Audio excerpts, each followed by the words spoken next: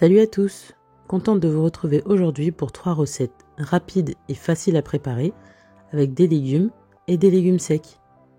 C'est parti!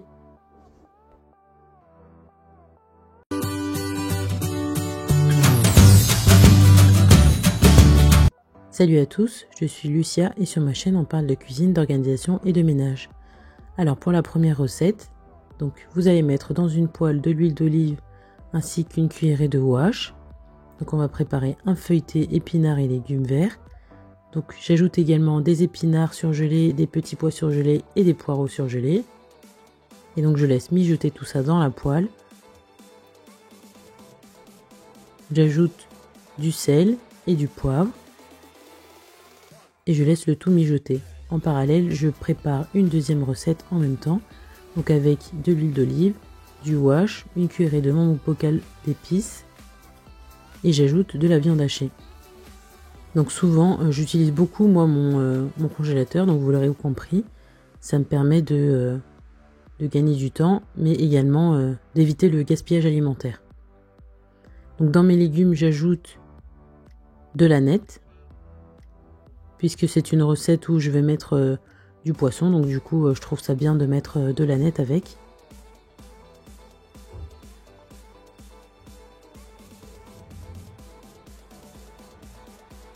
Et donc de l'autre côté, je laisse ma viande hachée décongeler tout doucement,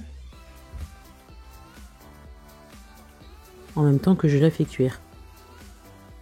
Si vous êtes nouveau sur ma chaîne, n'hésitez pas à vous abonner et à aller visionner mes autres vidéos.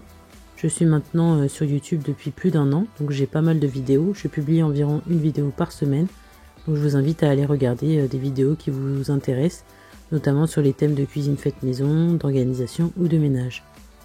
Je profite également de cet instant pour vous signaler que ma page Instagram est ouverte, donc vous me retrouverez sur la page Une Womam, même si voilà, je ne suis pas très active sur cette page-là, puisque moi et les réseaux sociaux ça fait 2 en ce moment, mais voilà, vous pourrez m'y retrouver. Donc pendant que mes légumes sont en train de finir de cuire et également ma deuxième préparation, je commence à préparer ma pâte feuilletée. Donc je viens ciseler sur le côté du coup ma pâte feuilletée pour pouvoir avoir des lamelles à replier ensuite. Et je dispose du coup du saumon fumé sur le fond de ma pâte.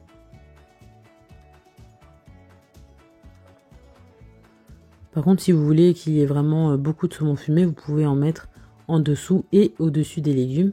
Donc là, moi j'en ai mis une couche assez généreuse sur le dessous, donc c'était largement suffisant. Et une fois que mes légumes sont cuits, je viens les disposer sur ma pâte feuilletée. Vous pourrez y ajouter également du fromage frais ou toute autre chose qui vous plaira, mais moi voilà, j'ai fait une recette assez simple et du coup assez rapide, et c'était largement suffisant.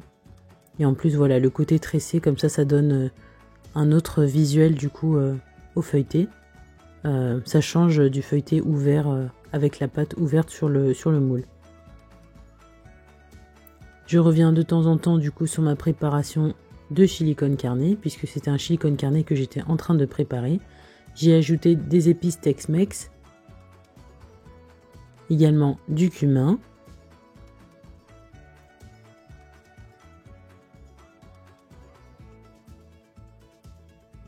j'ai ajouté un peu de gingembre en poudre, du paprika et du piment fort en poudre. Par contre là le seul hic c'est que du coup dans les haricots rouges que ceux-là j'avais acheté chez Lidl, je me suis rendu compte ensuite qu'il y avait du sucre. Donc voilà, j'ai été un peu dégoûtée d'avoir acheté ces haricots rouges là, mais bon, ça a bien fait l'affaire quand même pour mon repas. Également j'ai ajouté la moitié d'une boîte de maïs. J'ai recouvert d'eau et je laisse mijoter. Je reviens ensuite sur mon feuilleté que je badigeonne de jaune d'œuf avant de l'enfourner au four à 180 degrés.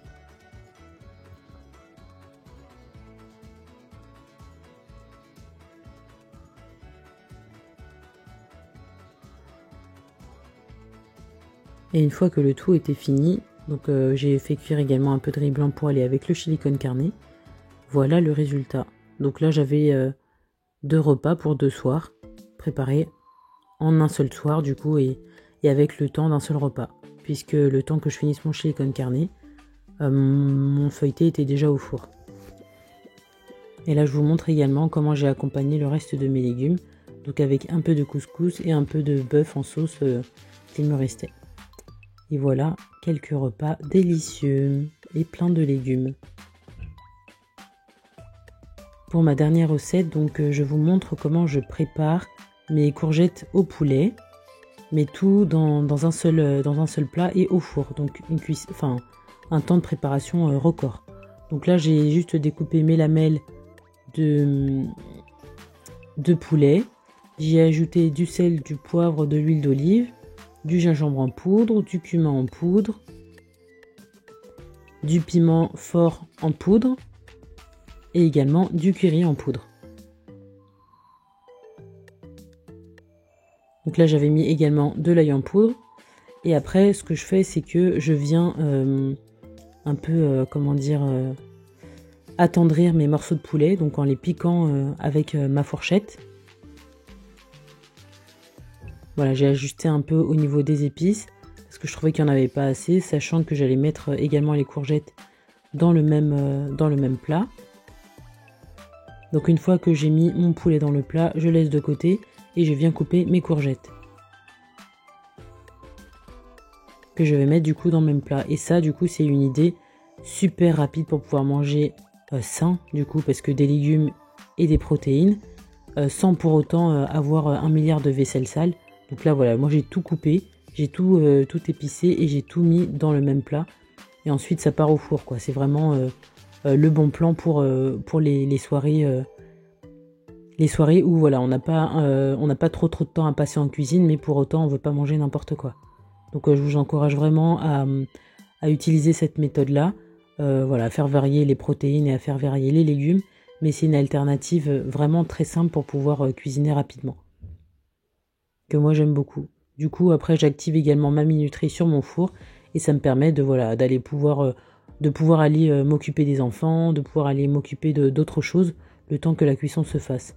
Et je recouvre d'une feuille de papier cuisson, d'une feuille de papier alu, et après 40 minutes au four à 190 degrés, voilà le résultat. Donc visuellement c'est beaucoup moins beau que le goût que ça a, mais c'était vraiment super bon. Et en plus là c'était un plat que j'avais préparé en avance, donc ensuite j'ai remis une feuille de papier cuisson et du papier alu, j'ai laissé le tout bien refroidir et ensuite j'ai mis au congélateur. Donc on a pu ressortir ce plat là quelques jours après et c'était super bon. Donc voilà, j'espère que ces recettes vous auront plu, n'hésitez pas à me le dire en commentaire, à liker, à partager et je vous dis à bientôt.